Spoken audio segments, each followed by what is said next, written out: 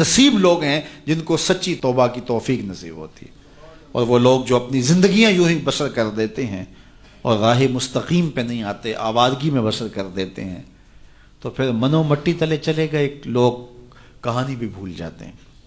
तो कबल इससे कि वक्त आए मुझे और आपको अपनी आखिरत के लिए ज़रूर कोशिश होना चाहिए और सच्ची तौबा से अपनी आखिरत की तैयारी करनी चाहिए। कल का पछतावा आज के पछतावे से बेहतर है। कल का पछतावा तो सवाए हसरत दुख बढ़ाने के और क्या होगा। आज का पछतावा जिंदगी बदल देगा। वक्त पर काफ़ी है एक कतरा भी आबे खुश हंगाम का, जल गया जब खेत बरसा मी तो फिर किस काम का। एक रिवायत में आता है कि अहले जन्नत जन्नत में जाकर एक हसरत उनके दिल में होंगी। हालांकि जन्नत में पहुंच के कोई हसरतें नहीं होंगी, हर हसरत पूरी हो जाएगी, लेकिन एक हसरत उनके दिल में जन्नत में पहुंच कर भी होगी। और वो क्या? जो चंद लम्हे खुदा की याद से गाफिल गुजारे क्यों गुजारे। तो खुश नसीब है वो लोग जो अपने लम्हात की कदर करते हैं। तो आज मौका है, आज फुर्सत है, सूरज मगरब से नहीं चढ़ा, तौबा का दरवाज़ा बंद नहीं हुआ, अल्लाह की रहमत के दर खुले हैं। रोज़ाना आवाज़ आती है कोई मुझसे माफ़ी मांगने वाला, मैं उसको माफ़ कर दूँ। तो उसके हुजूर आज हाजिर हो जाएं। कल तो आना ही है, फिर जो कफन में मुंह छुपा छुपा के आते फिरेंगे, अच्छा नहीं है खुले मुंह से चले जाएं। फिर जो लोग उठा के ले जाएंगे, अच्छा नहीं है खुद अपने कदमों से चल के उसकी दहलीज पे चले जाएं। वो एक मजजूब था, फ़कीर था, बाजार में खड़ा रो रहा था। किसी ने रोक के पूछा क्या माजरा हुआ, क्यों रो रहे हो, किसी ने तंग किया है, दुख दिया है, सताया है?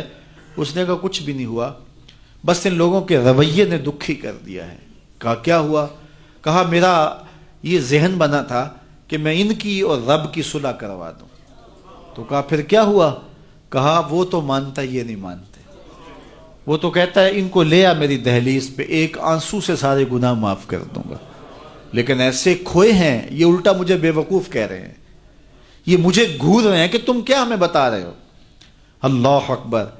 तो वो तो मानता है लेकिन ये नहीं मानते। अगले दिन उसी फ़कीर को देखा गया कि वो कब्रिस्तान में खड़ा रो रहा है। तो वही शख्स गुजरा तो उसने रुक के फिर पूछा बाबा कब्रिस्तानों में भी रोता है और बाजारों में भी रोता है, आज क्या मसला हुआ? कहा मसला मेरा कल वाला ही है। कहा आज क्या हुआ?